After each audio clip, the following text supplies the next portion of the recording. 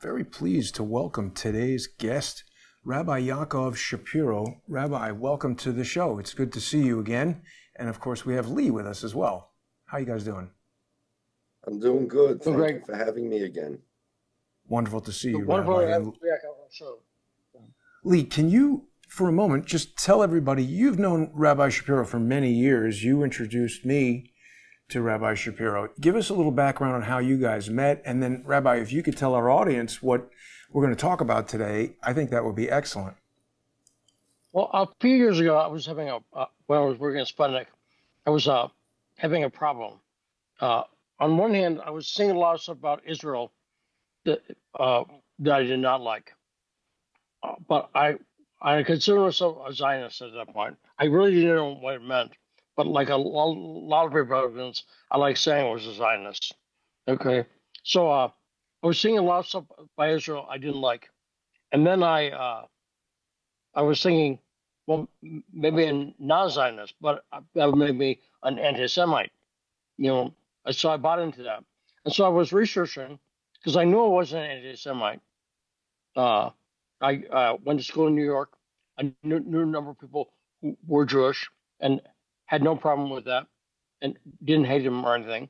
So the kind of definition. So I looked up stuff, and someone sent me a video on YouTube of Yaakov Shapiro's work, of Yaakov doing a speech at a giant gathering. I think the one on Long Island, right, Yaakov? You know, the Very big well one? be Nassau Coliseum. Nassau Coliseum, exactly right. So I saw Nassau Coliseum, where I'd seen Bruce Springsteen like 30 years before. Nassau's a big coliseum filled with people, Yeah. Jews, who were anti-Zionists. And so I'm like, this guy's not a lone nut. If he's a lone nut, he's got a lot of friends. So I saw his speech at Nassau Coliseum, and Yaakov's talked about stuff that I'd never heard before. For instance, saying Zionism is not Judaism. And again, I was an ignorant Republican, I think like most. And I thought that's impossible. But Yaakov talked, the more I listened to him, everything he said was inarguable. I've tried to find an argument against it, but I couldn't. All his references checked out. The quotes he said, he quoted like Theodore Herzl, basically one of the founding fathers of Zionism. That's fair, I think, to say, Yaakov? Yes. So some other quotes by Herzl that were anti-Semitic. And Yaakov can talk about that. But when I heard these things, I was so amazed. And so I got in touch with Yaakov. I interviewed him. And that's how.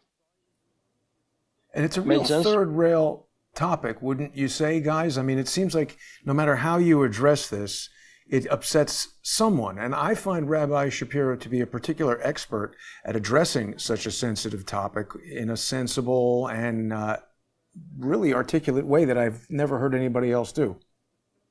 I thank you for the kind words. Yeah, it is true that it is a third rail topic, mostly because people don't know anything about it. Even the people that think they know about it, they really don't know much about it. And the truth about Zionism has been hidden. It's been, excuse me, I have a sore throat a bit, you can hear. The truth about Zionism has been concealed by Zionists on purpose because two reasons. Number one, they don't want you to know about it. And number two, they reserve the right to keep changing the story of Zionism as it suits them. And therefore, after 120, 130 years, maybe even a bit more, it depends where you count the starting point, Zionism, the history, what it means, the ideology, has been buried under layers and layers of propaganda and misinformation and disinformation, stuff that doesn't even make sense. Let's take, for example, the little intro that Lee just gave us, that he didn't like some stuff that Israel was doing, so he thought maybe he's an anti-Semite. Now, why in the world would somebody think they're an anti-Semite just because they don't like something that Israel's doing? Even more, let's say you really don't like Israel. Why in the world would that make you an anti-Semite? Look, let's think this through, okay? And as we do so, we'll be able to see somewhat of where the Zionist propaganda lies. So first, when you say, if you don't like Israel, so you're an anti-Semite, what is an first of all, what's wrong with being an anti-Semite? Let's start that. So let's say you'd be an anti-Semite. Let's say Lee was an anti-Semite. What would be wrong with that? Well, what's wrong with an anti-Semite is the same thing that's wrong with all sorts of different other types of racism. Right. And I'm throwing in stuff like misogyny and things like that, not necessarily having to do with a person's race particular. But the reason why, if somebody's an anti-Semite, that's bad is because there are certain characteristics a person has that's that he's just born with. It's just not a choice that he makes. And if you don't like somebody because of the color of their skin, let me say even better, if you judge somebody because of the color of their skin, it's not a question of you making a correct judgment or an incorrect judgment, a mistake, or you got it right. It's not even a judgeable characteristic. There are certain characteristics that are not judgeable. Well, because a person is black, therefore he's predisposed to crime, let's say, right? So you're a racist. Because a person's Jewish, let's say you say, well, he's predisposed to, I don't know what, stealing someone's money or controlling the world or something like that. Well, because he's born Jewish, therefore he's part of this conspiracy. Now, that doesn't make sense. You can judge people's choices, no matter who the person is. You can judge their choices as proper or improper. But there are certain characteristics that people have that will call them unjudgeable. And to say, well, I don't like this particular Jew, that's fine. If you don't like Al Dershowitz, that's fine. If you don't like Jeffrey Epstein, that's fine. If you don't like Ivanka Trump or Jared Kushner, that's fine. But to say, I don't like all Jews because they're Jews, well, being a Jew is not a crime. It's just a state of being, like being black, right?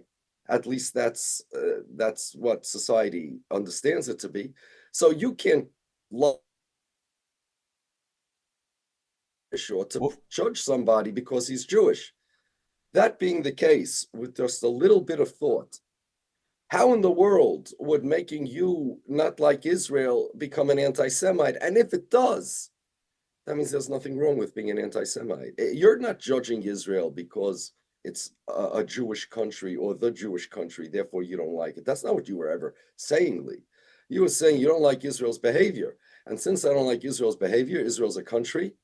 So, well, maybe I'm not allowed to say that because that makes me an anti-Semite. Now that makes no sense because judging somebody or an institution or a country's behavior, be it Israel or America or any of the other approximately 200 countries around the world, what's wrong with that? You could be right, you could be wrong, just like you'd be right or wrong about any individual. But you're not judging them because of what they are. You're judging them because their actions and their choices. There's nothing wrong with that. How in the world could somebody who says, even I don't want Israel to exist, I wish it should never have existed, how does that make him an anti-Semite? Yes, if he says, I don't like Jews and therefore I don't want there to be a state of Jewish people here, then he's an anti-Semite, not because of what he says about Israel, but because of what he thinks about Jews. If a guy says, well, I think Jared Kushner should be put into jail because he's Jewish, then I'm an anti-Semite, not because I think Jared Kushner should be put into jail, but because of what I think of all Jews. But if I say I think Jared Kushner should be put into jail, this is just a random example, because of his actions, that doesn't make me an anti-Semite. And Lee was judging Israel on their actions. Now, how does this make any sense? Well, let's leave that as question number one. Another version of this business that if you don't like Israel, therefore you're an anti-Semite, is phrased as, well, anti-Zionism is anti-Semitism. Well, with a little bit of thought, how in the world does that make sense?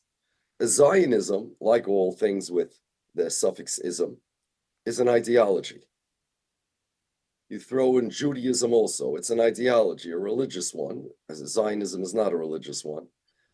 You are allowed to dislike any ideology in the world. If somebody doesn't like my religion, so that could make him ignorant, but that doesn't make him an anti-Semite. Let's say somebody's an atheist, he doesn't like any religion. That makes him an anti-Semite. Let's say somebody says he doesn't like animal sacrifices, he doesn't like the way Judaism treats animals, or he doesn't like the way Judaism treats, I don't know, witnesses, or anything. Doesn't make any difference. He's allowed to have an opinion like that. It could be a wrong opinion, and it is. The guy would be ignorant, but doesn't make him an anti-Semite. How in the world is it possible that if you don't like a certain ideology, therefore you're a racist? Are there any other ideologies in the world, any, that if you're against them, you're a racist? Are there any other countries in the world that if you judge them as misbehaving, you're a racist? How in the world does that make any sense? And that's Rabbi, the first question. Sorry to interrupt, but even looking at Wikipedia, which I'm not saying is a great source, but is generally a repository for kind of mainstream ideas, it's saying that until World War II, anti-Zionism was widespread among Jews for varying reasons. Orthodox Jews, like yourself, opposed Zionism on religious grounds as preempting the Messiah. You've told us in the past that a lot of things about Zionism go against strict Jewish law. I don't mean to interrupt your flow, but I want to include in our conversation a discussion about not the Holocaust per se, but the fact that the Nazi Party came to power and the opposition of Nazism versus Zionism, how it was potentially used as a psychological operation against everyone to sort of foment hatred against Jews and pit one side against the other. You want to know about how Nazism pit one side against the other? I feel that Nazism Holocaust contributed to the rise of Zionism before and after World War II, so that two sides could be created and that those two sides could be pit against one another. Because this, in my view, complicates this conversation incredibly. Because if Zionism is something that exists separately from Judaism, as this article suggests, Jews oppose it, then it's not really clear. But if you can force every person who is Jewish to feel, as Lee said, that they have to defend Zionism, now we're really polarizing the sides in a very Saul Alinsky kind of way, aren't we?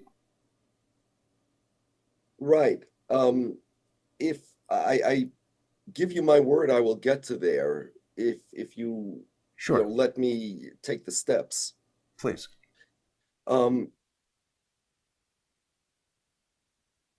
The reason why Zionists can get away with this business of making people believe, or even claiming, that anti-Zionism is anti-Semitism, or if you don't like Israel, you're an anti-Semite, is because of the mystified nature of anti-Semitism and the mystified nature of Jewish identity.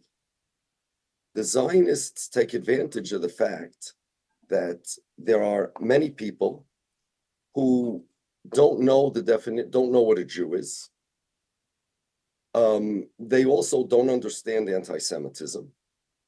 Because a person doesn't know what a Jew is, if a person doesn't know what a Jew is, he's not going to be able to define anti-Semitism. He's not going to be able to recognize it. And because of these mystery factors, Zionists were able to mold the narrative any way they want. The Holocaust did contribute to this, because after the Holocaust, which was also an inexplicable thing, Hitler's anti-Semitism was insane.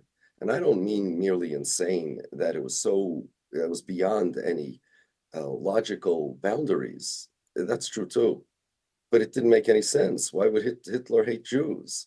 He wrote in Mein Kampf all sorts of crazy things. I mean, he had this philosophy about a master race and that Jews are a race, and they're all sorts of crazy things. And the Jews for hundreds of years have been good contributors to German civilization in Germany as Germans, loyal Germans.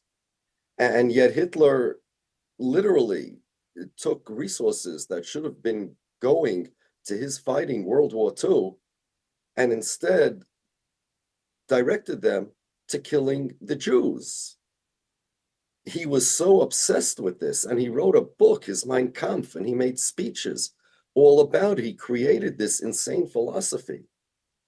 And what happens, because it was so inexplicable, that's the word I'm using, inexplicable. Therefore, the Jews, and in this particular case, the Zionists, demanded the right that only the Jews should be able to, can describe anti-Semitism, because it's not something that could be explained. It's something that could only be experienced. You don't get, I'm sure you've heard this, to define anti-Semitism to the Jews. You don't get to tell me what anti-Semitism is. We felt it, we experienced it, we know what it is. So we are the custodians of it, and we're the only ones that get to say what it is to define it. And in fact, in England, there's a law that says that in a hate crime, the victim's perception of whether the crime was indeed motivated by hate bears extra weight over that of random bystanders. And the Zionists used that actual English law to demonize the anti-Zionists in England, in the Labour Party it was then, to say that they're anti-Semites because we're the Jews, meaning we're the Zionists. We're spokesmen for the Jews. We're the Jews. We get to say what anti-Semitism is. Nobody else gets to say what it is, even though all other types of racism. What do you mean? Imagine if somebody was, it's really the opposite. Imagine if somebody was on trial for a hate crime. He committed a crime against a black guy. And imagine the lawyers saying, only black people could be on the jury because only they can understand race. That doesn't make any sense. So imagine here's to understand how nonsensical this idea is, that you don't get goy-splaining, the Zionists call it. You don't get to tell me what anti-Semitism is. Just imagine if there was somebody on trial for committing a hate crime against a Jew, and the district attorney who's prosecuting this guy would say, you're only allowed to have Jews on the jury because only they can understand what anti-Semitism is. That is nuts. And yet that's what they're telling you. Only they're allowed to be the jury. Now, on top of all of this, you have the Zionists claiming to be the spokesmen for the Jews. So all of this makes no sense whatsoever. And none of it makes like zero sense. And the only question is, how do we get to this point? And yes, the Holocaust was part of it. But in order to really properly understand Zionism, you need to understand Judaism, and you need to understand how the Zionists manipulated in the past the narrative meaning Jewish identity, and the definition of what a Jew is, and the definition, therefore, of what anti-Semitism is. And the Holocaust that you just brought up, Jason, is merely one more very convenient thing that the Zionists exploited in order to change the narrative in favor of Zionism. Okay, by the way, how much time do we have here? As much time as you'd like, Rabbi. Okay, so we'll get straight to what happened, straight to Zionism. Once upon a time, everybody knew what a Jew was. All Jews knew what a Jew was. It was a religion. It was a religion where, as it says in the Old Testament, God gave the Torah to Moses and the Jews at Mount Sinai, and whoever was there was the Jewish people. God told the Jews, you and your children and your children's children are going to have to fulfill these laws, and whoever is obligated to fulfill these laws is a Jew. Now, this origin story, getting into a theology a bit of Judaism, is different than the origin story of other religions, all other religions. It's different, let's say, than Christianity and Islam, in that Christianity, you had a man, Jesus, who made various claims about himself and about God and about theology. And if you believed him and followed him, then you were a Christian. And if you didn't, you weren't. Same thing with Islam. Muhammad made various claims about himself and about theology and about God, Allah. The Quran is God's word and that he's a prophet, etc. And if you believe him and follow his ideology, now you're a Muslim. But that's not how the Jews started. It's not that Moses came and said, okay, I'm making various claims and whoever follows me now is a Jew. The Jews, a group of people who weren't even the Jews yet, actually left Egypt in the Exodus story, went to Mount Sinai, got the law from God, and all of them together became deputized into having to fulfill that law, and that's what made them Jews. You didn't have to volunteer to follow Moses. You said yes to God at Mount Sinai, and everybody there and their children and children's children were now Jews, meaning you're obligated to fulfill those laws. Even if you don't fulfill it, if let's say you say, you know what, I don't believe my grandfather, there was nothing that happened at Mount Sinai, the whole story is fiction. It doesn't matter because God deputized you. When God gave the Torah to your grandfather, you are a Jew whether you like it or not. So the Jews, although it's a religion, that's all it is. By that I mean, without the religious doctrine of the revelation at Mount Sinai, there would be no such thing as Jews. It has different rules than other religions. Other religions, such as Christianity and Islam, if you don't believe in the religion, then you're not a Christian, you're not a Muslim. For the Jews, it's the obligation to believe and to fulfill the commandments that makes you the Jew. It's an obligation. If you don't believe it and you don't fulfill it, you're a Jew not in good standing. But the word Jew is used in different ways. And the way that we're using it here and the way most people use it, it means somebody who's obligated to fulfill the law. If your mother's Jewish, you're obligated to fulfill the law.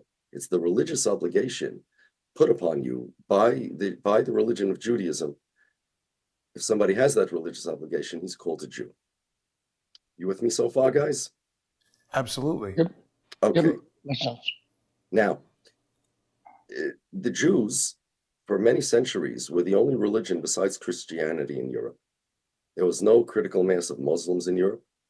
There were no Hindus, no major critical mass of Buddhists. It was just Jews and Christians. And the Jews, of course, didn't have a good relationship with the Christians because the Christians believed that we killed Jesus. And there was a lot of persecution of Jews by the religious persecution it was. There were forced conversions in those days. You could be burnt at the stake for being the wrong type of Christian even. So the Jews, that was the origin of anti-Semitism.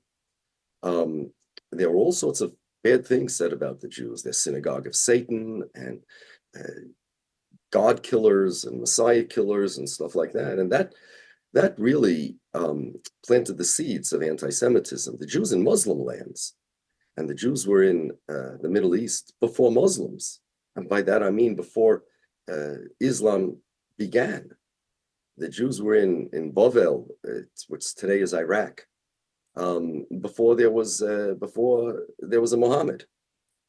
And anti-Semitism did not start amongst the Muslims. Yes, it's true that the Muslims had a religion and they believed that the Jews, although they were a privileged religion because they are people of the book and the Muslims believed Moses to be a prophet, there was an extra tax to be paid if you were not a Muslim, even including if you were a Jew. So in those days, nobody had equal rights.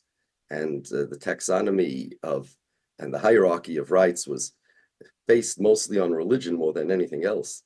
But in terms of anti-Semitism, that Jews are bad people because they're Jews, no, that started in Christian Europe because of this killing Jesus and synagogue of Satan kind of thing. Eventually, religion evolved into less of a important factor than it was in the Middle Ages. And you had the emancipation and enlightenment, and no longer were the religions in charge of society. And there were many Jews that said, well, you know what? We have now freedom of religion. We can have freedom from religion. People are now free to practice however they want or not to practice at all. Well, guess what? We want to be like that. We don't like being Jews. We want to assimilate. And the reason why these people didn't like being Jews was because the Jewish religion is really a lifestyle. In order to be a observant Jew, you have to live in a Jewish neighborhood with other Jews. You have to have the right food to eat. You have to have the right schools to send your children to. It involves a whole lifestyle. It's not just a belief. It governs every part of our lives. And the most governing law of the Jews is the law of studying the Torah. The Jews have not only a religion, like other people do, but there's a mission. The mission of the Jewish people is to study the Torah and to be, as the Bible says, Mamlechas Kohanim v'Goy Kodosh, a kingdom of priests and a holy people, kind of like Shaolin monks, but without any martial arts. We stuck to ourselves culturally. We stuck to ourselves socially. We were loyal citizens of the countries we were in, sure. But socially, culturally, we were our own people. And back in the day when we were forced to live in ghettos, there was a great historian, a Cambridge historian, Salo Barron, who said a very good line. He had a very good line. He said that the locks on the inside of the ghetto doors were there before the locks on the outside, meaning ghettos were designed to keep outside influences out more than keeping the Jews inside. Later, they became a jail for Jews, the ghettos, for the Jewish community. But there was no such thing as, Jewish sports heroes, Jewish art, Jewish science. The Jews were very educated. Compulsory education in Europe started in the 1800s. Compulsory education amongst the Jews started 2,000 years ago. The high priest, Joshua ben Gamla, made a decree that any town that does not have education for the children must be dismantled.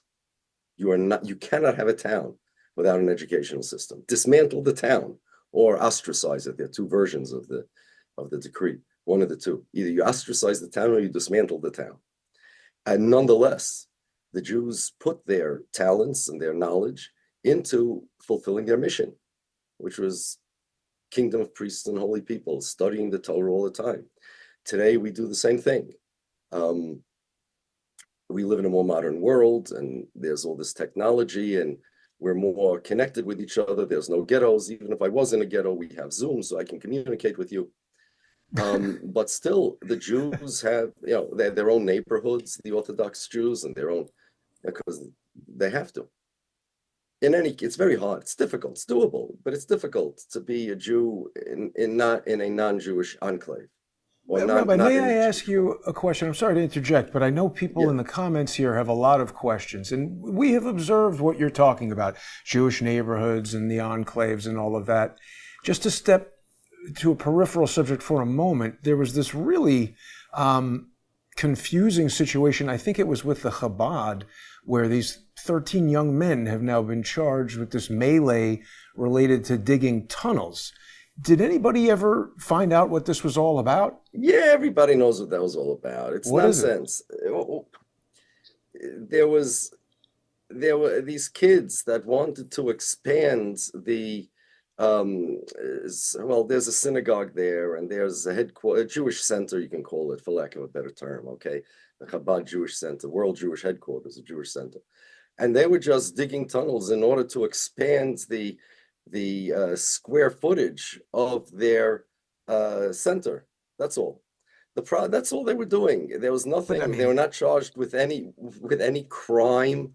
They'll turn. They can endangering and trespassing and stuff like that. The problem was that digging under the building, expanding the basement, was weakening the structure of the. It seems like a crazy thing to do, right? They're not engineers. It's not like they had machines in there. You're 100% right. You're 100% right. You're 100% right. They probably couldn't get engineers to do it, so they decided to do it on their own. Yes, a bunch of stupid teenagers and whatever, Yes, 100%. Look. It's weird, right? Yeah, it is weird. All right, look, it is weird. Yeah, Well, they've been charged, I yeah. guess, What in a what was the tunnel. what were they charged with? Let's take a look. It says 13 young men are charged in the melee. Some of the defendants are accused of breaking through a wall between an There you go. excavated space and the sanctuary, part of the There you go. headquarters of Chabad Lubavitcher movement. And 13 members of this Hasidic Jewish community were arraigned on Wednesday on charges stemming from a January incident. Let's see. It doesn't really say what they were charged. I guess, I don't know. They certainly don't have permits to do construction, so there's Right. probably Well, any that's not a number of things. crime. Yeah, I don't think doing construction without a permit is a Right. crime per se. Probably stuff like trespassing or and maybe I don't know if there was any resisting arrest there or not. I have no idea. It says none of the Um, young men charged in the January incident are accused of excavating the passage outside the sanctuary. right. In They other were words, arraigned they on want. charges of criminal mischief and reckless endangerment. There you go. Okay, that's exactly what they did. They illegally tried to expand the basement under the building without reckless, without considering that they are recklessly endangering themselves and the people in the building, I suppose. That's all it was. Nothing really exciting. I remember when that came out, so everybody was busy talking about what are these secret tunnels, similar to the Hamas tunnels or something. They were not building tunnels under New York, nor, as you read, anywhere outside of their Jewish center. They just wanted to expand, yes, recklessly endangering people. They just wanted to get some more space for their activities. Does the fact That's that it was 13 of them make any difference? I know a minyan is 10. Is there any no, no, religious no, significance to no. There is 13? no religious significance to the entire thing. It had nothing to do with religion. It's a It had very to do with a weird bunch of incident. dumb kids, teenagers, or young adults, whatever they are, um, doing a really stupid thing. That's all. Yeah. Young men. Yeah, nothing. It was nonsense. In any case, yeah, I remember people were saying crazy things then about it sounded so mysterious and underground tunnels and I think what it is that there what is everything that you're telling us, I believe to be true and correct. And it rings true based on the things that we've seen. And I'm sure you're familiar with the George Soros 60 Minutes interview where he discusses the time that he spent in, I guess it was Hungary during the war. He's Jewish by birth, but he was hiding with a Christian family and helping them as Nazis steal property from Jewish people. And that, in part, was what brought me to my questioning of collaboration between Zionists and Nazis. And there was a lot of writing about secret collaboration between Zionists and Nazis before the war, during the war, in part in the establishment of Israel. And it also seems to lend itself to a lot of what you're saying, that Zionists are constantly trying to deceive people and the identity theft of Judaism. wait, okay. Um,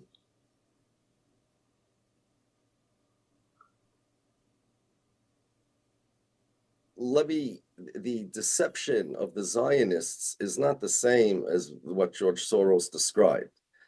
I'm just wary that the viewers, when you say constantly trying to deceive people, sounds like they're a bunch of, I don't know what.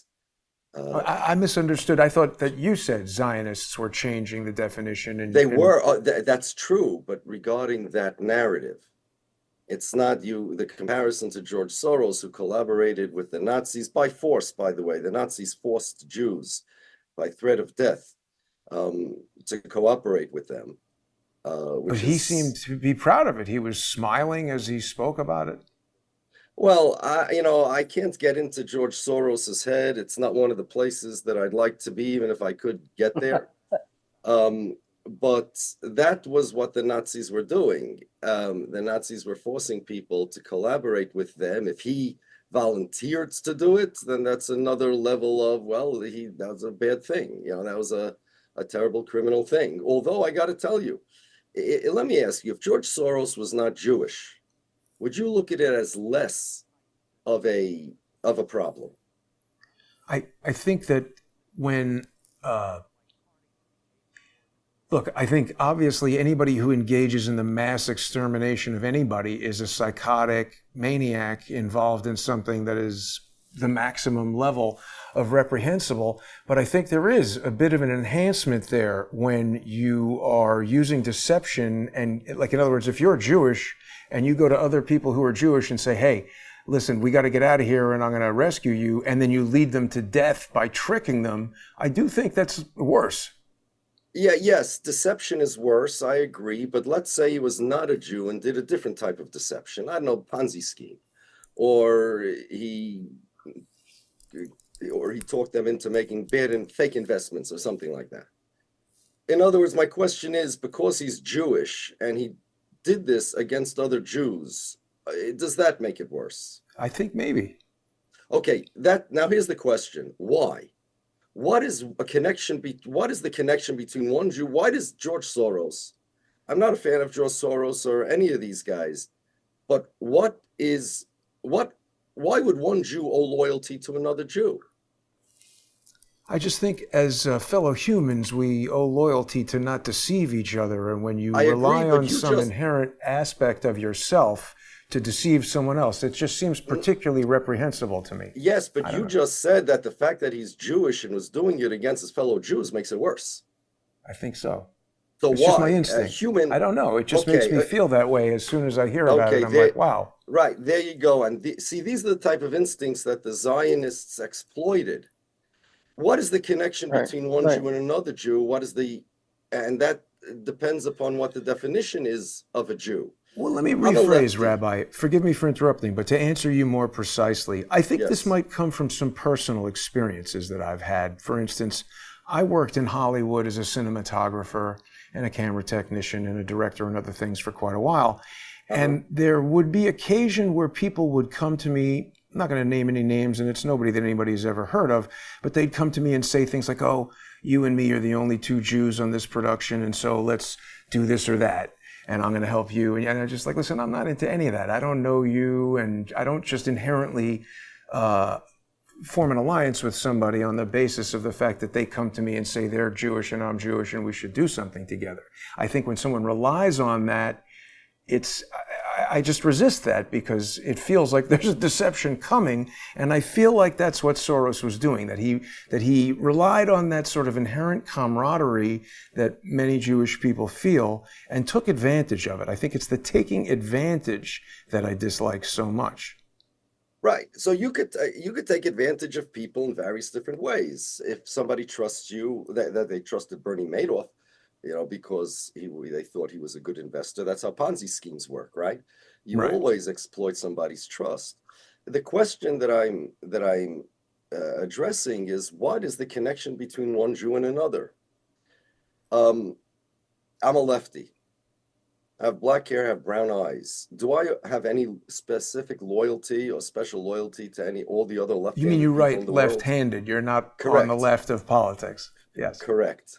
Right. I'm a left-handed person, yes. Do I owe, and now see, if I was a left-wing, yes, then I would be loyal to my fellow leftists because there's power in numbers, there's like this power thing over there. You want... Maybe that's where it comes from. You've just hit it, I think. Go ahead. The loyalty, power in numbers. I think that's where that idea comes from, that we should stick together. Power, but you see there, okay, good. Now let's keep going along those lines. So if I'm a leftist, I mean like a progressive, liberal, whatever you want to call it, communist, it's an ideology. What I want is communism to succeed. I want wokeness to succeed. I want liberalism to succeed. And the more power we as a group have, the better off our movement does. But what is this Jewish power? You just hit on a very big Jewish trope. What does Jewish power mean? Let's say the Jews have benefit from it. That's not the question. The question is why, if your theory is I haven't seen it. I'm not saying that there is Jewish power. I understand. I got that. I'm not saying you said it. I'm saying that this camaraderie, the power in numbers that you said, I hit the nail on the head. What power are we talking about? What are the Jews doing with this power? I mean, I just think in a general sense, if you're on a movie set, if you are in a city, if you are in a situation, if there's one person, there's no numbers, 2, 3, 5, now you've got a team. The incident that I'm thinking about was a person saying like, hey, you and me, we can do this and that. These people don't get it because we're Jewish and blah, blah, blah. And I was like, I just don't subscribe to what this particular individual was saying to me. But the power in numbers thing, I'm saying, what good is power I think unless along you do the something lines of with what it? you were talking about, the neighborhoods where people stay together and have schools of common interest and food available. But you're not. I don't think you're a religious Jew, are you? Correct. No. And the other guy wasn't, right? No. Correct. So none of this applies to you. That's what I mean. That's why I felt this person was being deceptive. I'll give a different example. I was walking through Brooklyn in December, shortly after the October 7th attack. And 2 Hasidic guys, maybe in their 20s or 30s, they came up to me. And I normally don't like any kind of religious indoctrination on the street in public. And they came up to me and they asked me, I think it was the first night of Hanukkah, they asked me if I had a menorah or candles and wanted to give me one. Those are Chabad guys. Yeah. And I don't like their approach. But I did, for a moment, soften, and I said, you know what, guys? I appreciate it. I do have a menorah. Keep the one you've got there. But when I go home, I will light the candles. And you know what, Rabbi? I did. That's what they were trying to accomplish. Because remember, well, they wanted to give me the menorah and then get me to go to a van and wrap tefillin and become their buddy, which I don't like any of that. But they're not asking you to become their buddy. They consider it a success if you wrap the tefillin. And the reason is because, like I said, a Jew is somebody who's obligated to fulfill the commandments. And you, even if you're not religious, to these people, I'm not Lubavitch, but we both share this common Orthodox Jewish belief that all the Jews, even if they're not religious, they're still obligated to wrap tefillin and do all of that. And if you do that, that's better for you. It's better for you. They're doing you a favor, they look like. You know what it's like?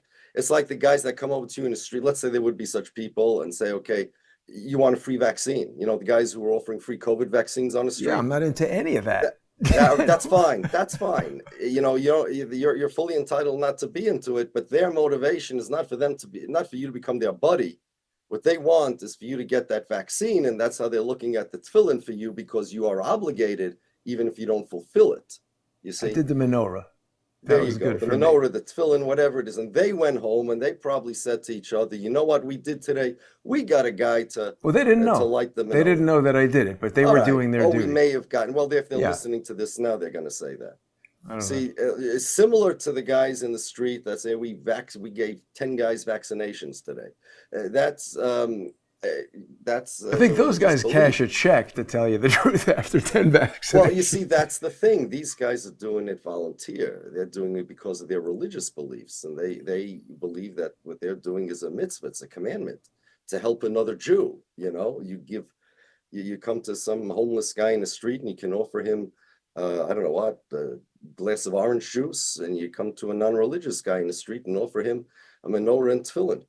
Spiritually, they looking at your soul as kind of homeless, and they're helping it out. That's all. That's the only thing that they're looking to do over there. People are asking in the comments if you know, just in a historical sense, of how many different countries throughout history Jewish people have been expelled from. Well, you mean how many people have expelled the Jewish people? Yeah. In other words, when you say Jewish people have been expelled, no, I'm not sure exactly how many countries, but they weren't. You mean non-Christian people? Well, these are just the questions from the comments. Does I the know. rabbi I know how many times the tribe has been kicked out of a country? Is the specific comment. So first, the tribe has never been kicked out of a country. Never. First of all, there's no tribe. Are the Jews a tribe? Well, I've heard the term tribes of Israel. This is, again, I'm just reading Whoa, the comments. Whoa. Okay. Is that wrong? Jason, yes. I'm quite ignorant, Rabbi. This is why we've invited Jason, you to the show. So let me tell you what's going on over here. Yeah. First, the Jews are not a tribe. First of all, they're not a tribe. There were 12 tribes amongst the Jews. we don't know who belongs to which tribe, but the Jewish people as a whole are not a tribe. In fact, that's exactly the point. They were made of 12 tribes. Jews are not a tribe. Jews are religion. And the 12 tribes, they were children of Jacob, but we don't know today really what tribe anybody's from. Most from Judah, but the Jews are not a tribe. That's a Zionist and anti-Semitic definition of Jew. You see, we and the idea that the tribe was kicked out of countries, that is usually used by anti-Semites to, instead of what it really is, that Jews were forced to convert to other religions, mostly Christianity, particularly Christianity, and if they refused, they were persecuted. Instead, the implication is the tribe was kicked out of the various countries because they caused trouble in those countries.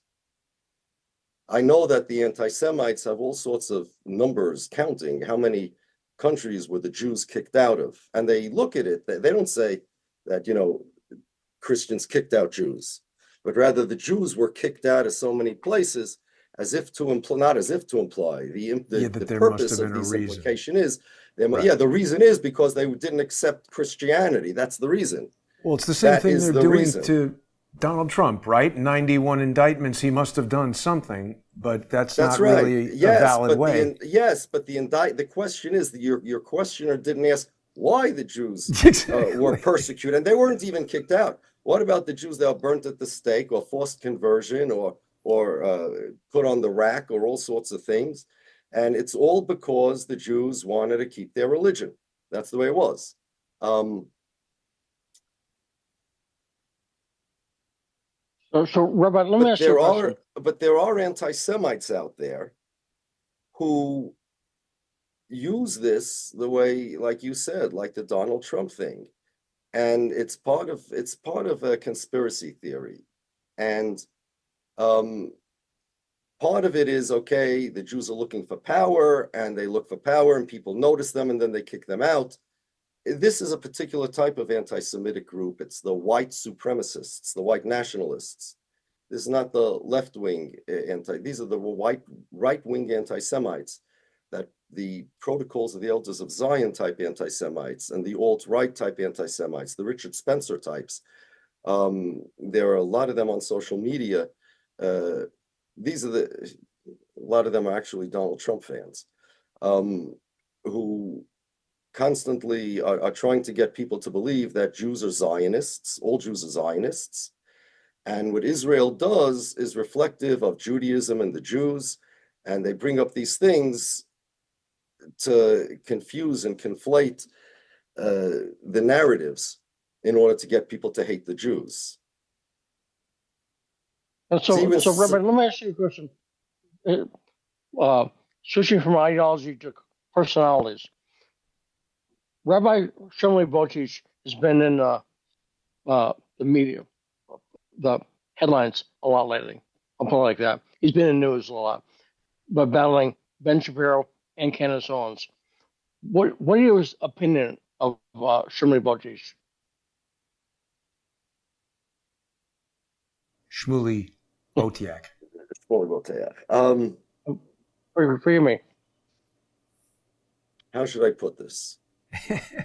I'll tell you my opinion of who? Right. He's more of a celebrity than a rabbi, isn't he? Anybody would pay it. What? Say that again. What? Oh, look at that. I didn't even realize that. Why am I blocked by this jackass? Excuse me. Forgive me, Rabbi. I shouldn't have said that. That's amazing. Wow. He is a reprehensible guy. I didn't even realize he knew who I was. Wow. Listen, guys. Okay. I don't understand why anybody would pay attention to...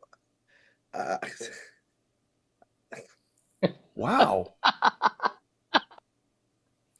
I think it's the right reaction. Lee, you're a intelligent guy, educated guy, a talented guy. Why would it matter to a guy like you what a random rando, what any Why would I put it this way? Why would anybody think of him, period? He asked me what I think of him. Well, Why would anybody think of him? Just because he's so prominent in the news. So let me tell you something about the Jewish people, okay? You know, remember I told you we stick to ourselves, and one of the things we do is this is why the Jews stay out of the society. This is why. Because where I live, nobody in my synagogue is going to ask me my opinion about Shmuley Boteach, because most of the people won't even have heard about him or heard of him at all. Well, then, and the ones that did hear about him, like, you know, there's some guy out there, Shmuley Boteach, he's whatever, some loud guy Rabbi, running around. Allow me to Nobody redirect cares. the question then. Why is he so prominent, and why is he seen by so many people as a representative of Jews if he is... Who sees him as a representative? He's on the news. He's hanging out with wait, Robert Kennedy. Hold on. But you were representative of the Jews. That's a different story. He positions himself as that. There you go. Hanging out with Michael Jackson a lot. Okay, so I don't look. What the? Listen. Look. Okay, Jason, I want to ask you something. Can you put back that picture of him with Michael Jackson and whoever else that was? Okay. This one? Yeah. So I don't know if you know many religious Jews or many rabbis, right? Not many. Okay. Just by these pictures that you put up of this guy, would you think that his life, his behavior, his anything is representative of the Jews?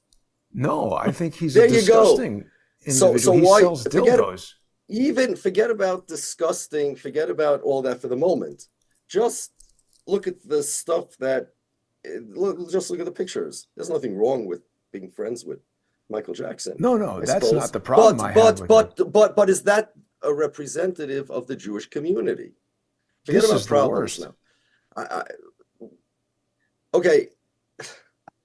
He's doing Jason, this. He's making us all look terrible, I think, by going out on the news and being such a reprehensible character. I'm not trying to embarrass you, Rabbi. These are questions. No, you're not embarrassing me. That's the point. I'm not embarrassed by a guy like this. This guy he's a fly on the wall. He has nothing to do with me.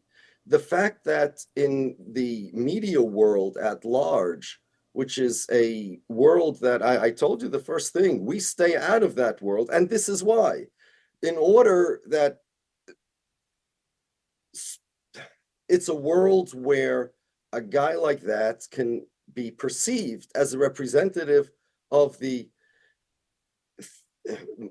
4,000-year-old community of Jews with the educated Jews, the studious Jews, the pious Jews. This is what we strive to be. That a world exists where a guy like Shmuley Boteach could be perceived as a representative of the Jews. That's a Kafkaesque world. That's the world we stay out of. I agree. I don't want to be in that world. But it's the world we have. He's there with a presidential candidate. So here's my answer. Yes, he's there with a presidential candidate. So I would really suggest that. By the way, rabbi in Hebrew means teacher. That's what it is. A rabbi is a teacher. The job of rabbis is supposed to give the wisdom of the Torah and Judaism and hand it over to other Jews who are obligated to know it. But I'm going to do a little rabbiing now. Ignore Shmuley Boteach. The fact that he's on anybody today with the right connections, the right advertising, he can make a name for himself. You can get followers by being crazy, attracting attention. And you can call yourself rabbi, you can call yourself father, you can call yourself brother, you can call yourself president of the United States, like Donald Trump did after the last election. You can call yourself, after the election that Biden won, you can call yourself whatever you want, and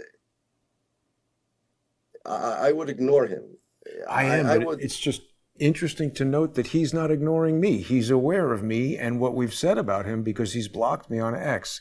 I'm not interested in him from a religious standpoint. I believe he's up to things that are no good. Anyway, let's move on from Shmuley. You've stated your position there. What else? Lee, I think you had something else to ask. Oh, it was Shmuley was the question, right? Well, yeah. Obviously, I'm not paying enough attention to him to learn to pronounce his name. So that's how. Again, I think it's a con. I think it's a side Yeah. track. I think there's a reason he's promoted. He says the right things according to the establishment on everything. He says the right things on Israel. So he's promoted. You know what this is like, kind of? Imagine, what's his name? John Hagee? Who's that? Minister? Yeah, Zionist. imagine going to the Pope and asking the Pope, what you think, what's your opinion about John Hagee? He's going to say, who? Probably. Yeah. He's going to say, So who, what? Question, they're not even the same religion. This is a Catholic. This is a Protestant. This is an evangelical. This is he's going to say, why would you even, any rabbi, any normal person, never mind rabbi, the distance between a regular Jew and Shmuley Boteach is greater than the distance between the Pope and John Hagee. So right. I just like to give you a sense of what it's like to be me, being asked a question like that. And I understand that there's no way for somebody randomly looking at Twitter or YouTube to know the difference, rabbi and rabbi. But you see, that's part of the problem. That's part of the problem. The problem is that, it's like going, what if you would go to the Pope and ask him about the Christian evangelicals, about Zionism? Pope, Christians are Zionists. How do you explain the evangelical? Who supports settlers? Evangelicals support settlers. There are many more evangelicals than Jews, Zionists in this country, millions more. And they are much more powerful than the Jews in this country. Now imagine going to the Pope and asking him, Pope, why do the Christians support the settlers? The Pope will say, Christians support the settlers? Not with that accent. That's more of a Jewish accent. But Pope's going to say, Pope sounds what? Jewish. Pope's going to say, Christians support the settlers? What? And you're going to say, yeah, what do you mean? Look at all these evangelicals. You say it in Latin. He's going to say, yeah. And they said, listen, that's not my religion. I'm a Catholic. Those are Protestants. Remember, it's a different religion. What do you mean? You're all Christians. How am I supposed to know the difference? Well, and the Pope is going to say, open a book first, okay? like leave me alone. Asking a regular rabbi about a Zionist or about a guy like Shmuley Boteach is even more funny than asking the Pope about the Zionists, Christianity. Yes, Pope has something in common with John Hagee, that they both believe Jesus is the Messiah, I suppose. But they're two different religions. And anyone that, let's say, would interview the Pope and ask him, okay, what do you say about the Christian support of settlements? He would say, what Christian support of settlements? That's a different religion. It has nothing to do with me. And Shmuley Boteach isn't even on a John Hagee level. Well, let's move on from Shmuley, but you do raise an interesting point. Yeah. I want to ask him about, there's a guy who's funded Ben Shapiro and Data Wire. He also funded Kenneth Owens. His name is Ferris Wilkes, and he's a Christian Zionist. He's a Assemblies of Yahweh pastor in Texas. Do you know anything about the Seventh-day Adventists, Rabbi Shapiro? I met some of them, but I don't know much about them. Well, but also this is not Seventh-day Adventism. This is they've got some sort of a congregation that they seem to have developed, this congregation of Yahweh. What's it called, Lee? Assemblies of Yahweh. Assemblies of Yahweh. There it is. They take elements of Judaism. For instance, the Assemblies of Yahweh, they keep kosher, kind of. They don't do the milk and meat thing, but they don't eat shellfish and they don't eat pork. Now, biblically, is there any split? I mean, can you pick which dietary laws? I don't think so. So look, that's a different religion. You see,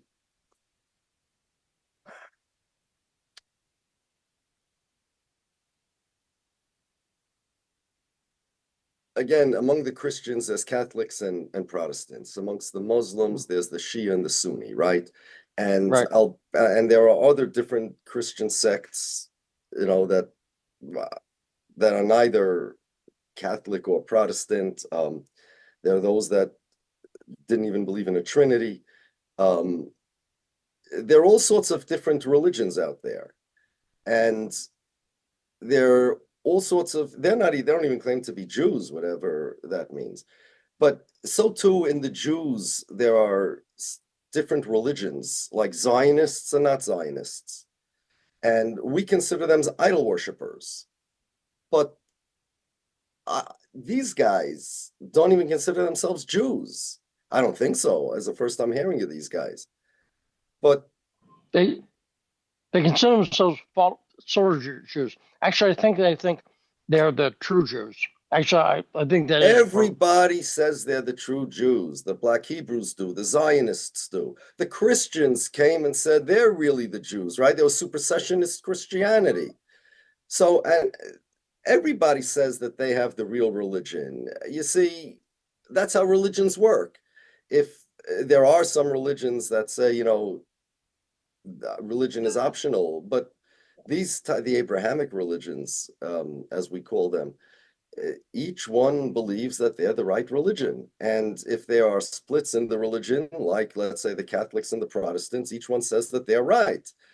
So a Jew just means the person that's following God's commandments on Mount Sinai, or a person who's commanded in them. That's it.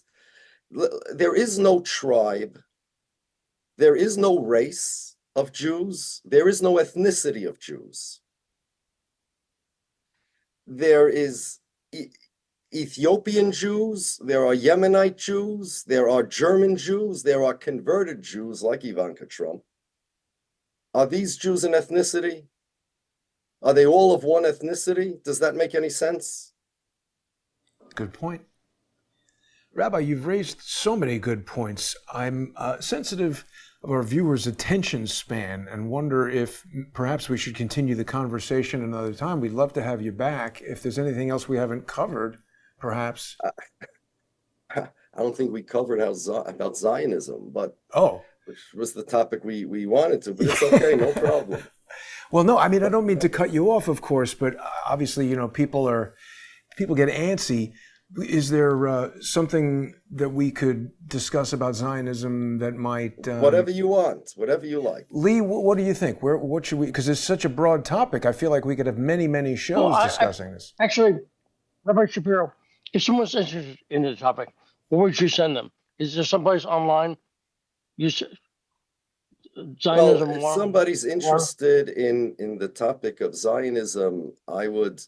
You know what? Go to rabbishapiro.net. That's one of these link bio sites that have links to my content.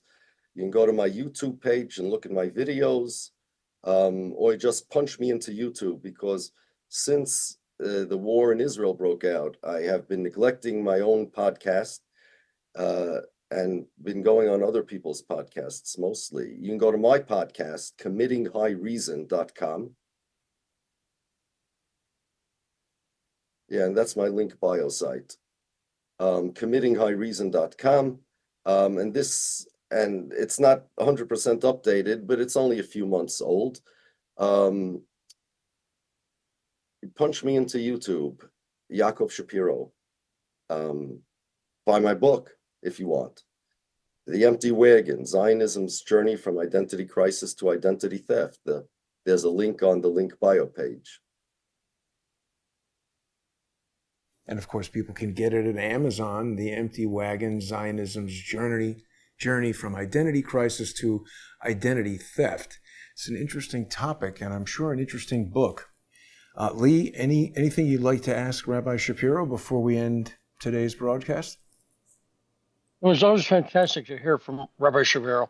But again, sorry to bring up Shmuley, but he's in the news, so. Yeah. Well, Rabbi, we'll definitely love to have you back at some time in the future. And people are going to visit, is it Rabbi Shapiro on YouTube or Yaakov Shapiro? Rabbi Yaakov Shapiro, Rabbi. I mean, you could Rabbi Yaakov Shapiro or There Yaakov you go. Shapiro because there's Shapiro's a very common name Yeah. amongst the Jews, and there are probably The many Rabbi YouTube Shapiros. channel is called Yaakov Shapiro, and you can see all of Rabbi Shapiro's videos there. Subscribe to Rabbi Shapiro. Oh, look at that. Friends with John Kiriakou as well. So we've got a lot of friends and associates in common. Lee, excellent to see you on Thursday. People should make sure to sponsor Lee on patreon.com/Stranahan, and you can watch High Dive on Saturdays by subscribing to patreon.com/Stranahan. Don't forget, you can sponsor this show by going to odyssey.com. Did I say Stranahan? Stranahan. Well, let me mention one thing. Brain fart. A nerdy aside. Sorry, Rabbi Shapiro. Jason and I are nerds. We like technology. So the new AI music creation I was playing with last night, Udio, like studio with no ST, UDIO, is AI music creation. And Jason, it's freaking amazing. It's amazing. I have it. I've been using it. I'm trying to make a theme song for Sunday with Charles. I put in, like, I said, a live concert and then a band playing, they're drunk, and outdoors in Scotland. And it did all the audio, including the song and the crowd noise and a drunken Scottish guy yelling. It's on my X feed. It's amazing, Jason. It's really amazing. It really is amazing. And you know, the other thing, Rabbi, there's so much for us to talk about. Maybe on a future show, I just wonder, do you know about Operation Paperclip, Rabbi Shapiro? Have you ever heard of that? No. Never heard of that? No. Wow. Let me see. Well, if you have an opportunity, I would encourage you to look into it. Is it possible I have and I forgot about it? Let me see. Maybe. It has to do with the integration of Nazi officers and scientists and doctors and technicians into the United States. Like NASA, Werner von Braun was a Nazi rocket scientist. And, I see. No, I don't think I could be. You didn't know about that? Passing. No. You know, one of the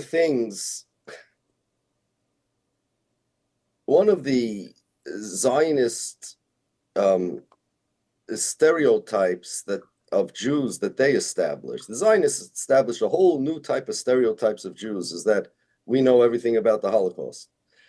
The Pew did a survey not long ago, maybe actually now it's already long, maybe 10 years, and they asked Jews what's essential to their Judaism. The answer that came up more often than any other is remembering the Holocaust. So the Holocaust was obviously a monstrous, unspeakable horror. There's no question about it. But there's no reason why a rabbi would know more about Operation Paperclip than anybody else.